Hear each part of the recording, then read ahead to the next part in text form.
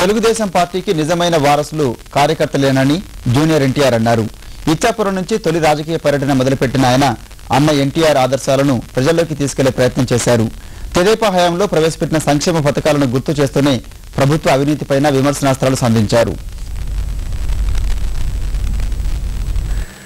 తెలుగువాడి ఆత్మగౌరవాన్ని ఢిల్లీలో తాకట్టు పెడుతున్న దశలో తెలుగుదేశం పార్టీని స్థాపించిన నందమూరి తారక రామారావు తెలుగు జాతి గౌరవాన్ని ప్రపంచానికి చాటాడని జూనియర్ ఎన్టీఆర్ ప్రస్తుతించారు.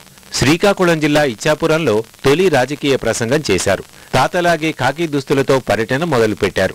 ఎన్టీఆర్ ప్రవేశపెట్టిన సంక్షేమ పథకాల్ని తన ప్రసంగాల్లో ప్రధానంగా ప్రస్తావించారు. కార్యకర్తలే పార్టీకి నిజమైన వారసులని, తాము కేవలం కుటుంబ సభ్యులం మాత్రమేనని ఎన్టీఆర్ అన్నారు. రామారావు గారు స్థాపించిన తెలుగుదేశం పార్టీ ముందు ఒక సినీ నటుడు స్థాపించిందే అయినా తరువాత దాన్ని మీరే మోశారు. కార్యకర్తల పార్టీ అయింది. ఈ రోజు మమ్మల్ని అడుగుతారు, రామారావు గారి వారసులు అంటే కదా మీరు. మేము కాదు రామారావు గారి వారసులం. నేను కాదు, నందమూరి బాలకృష్ణ గారు కాదు, నందమూరి హరికృష్ణ గారు కాదు, నందమూరి తారక రామారావు గారికి నిజమైన వారసులు మీరే. నందమూరి తారక రామారావు గారికి నిజమైన వారసులు పార్టీ కార్యకర్తలే. మేము కుటుంబ సభ్యులం మాత్రమే, అంతే. కాంగ్రెస్ ప్రభుత్వం అవినీతిలో కూరుకుపోయిందని జూనియర్ ఎన్టీఆర్ దుయ్యబట్టారు.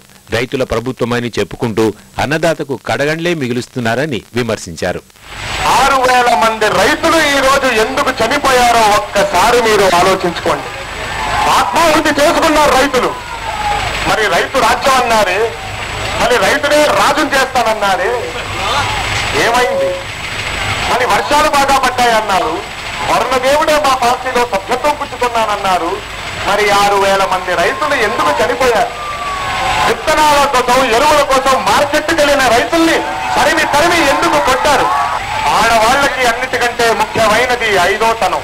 ఆడది చనిపోయే ముందు సుమంగళిగా చనిపోవాలని కోరుకుంటుంది. మరి అలాంటి 6,000 మంది స్త్రీలను వారి 5వ తనం పోయేలాగా ఎందుకు చేసిందో ఒక్కసారి మీరందరూ ఆలోచించారు. ప్రజలంతా ఏకమై తెలుగుదేశం పార్టీని గెలిపించి రాష్ట్రంలో ప్రజాప్రభుత్వాన్ని తీసుకురావాలని పిలుపునిచ్చారు.